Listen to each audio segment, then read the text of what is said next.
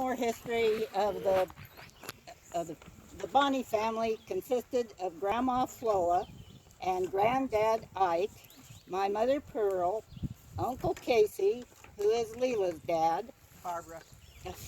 Okay, I knew I wasn't. Aunt Mildred and Uncle Lyle, who is Marvin's dad. So we're really pleased to have them here.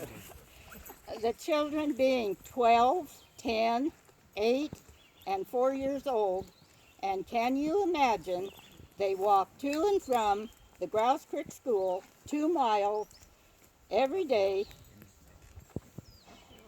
period.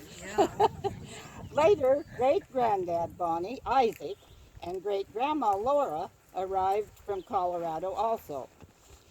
The Bonnies really didn't live here in this location very many years.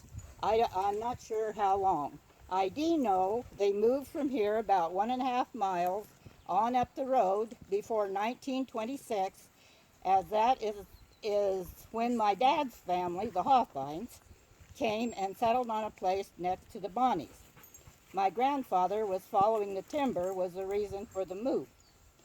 My granddad Ike had built a nice, for the time, 2-story log house. That's that one, and a barn on the new place. After the move, Uncle Lyle was still going to school at Grouse Creek, and I remember him, because they were up above, he'd go by our place, riding a white horse. I remember that clearly. It didn't take my dad long to get acquainted with my mother Pearl, and they were married in 1927. I was born the next year. Unfortunately, my mother died of cancer when I was 10 months old. Dad and I moved back in with the Hawthines, but the Bonnies were close next door, and I spent a lot of time there also. And when I was about 4 years old, I was spending the night with the Bonnie grandparents, and the house caught on fire. That's the top one there. The bedrooms were upstairs, and I was dropped down to someone on the ground. I don't remember the drop, but I do remember sitting on a blanket, watching the house burn, and everyone carrying water from the creek to keep the barn from burning. I can remember that very clearly, and there was only about less than half a mile between my two grandparents, and so they must have got word down to the Hawthines, and there was a big crowd there trying to keep that barn from burning, and they managed to get it saved. My grandfather then built another log house similar to the last house, and I'm sure with the help of Uncle Casey and Uncle Lyle.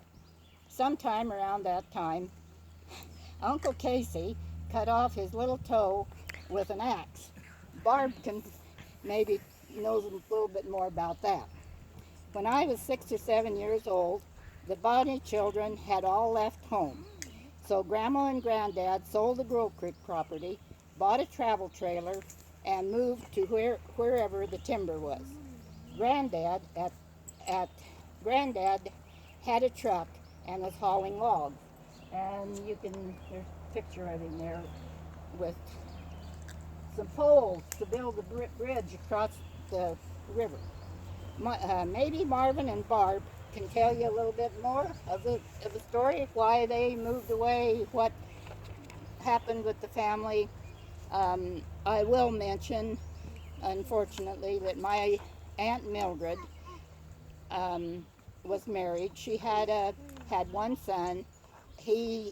What did he have, Barb? Muscular dystrophy. Muscular dystrophy. And he passed away, and my aunt, I guess, thought she had to go with him. So she got in her car with the dog, and that was the end of that side of the family. So anyhow, maybe Marvin and Barb can tell you a little more.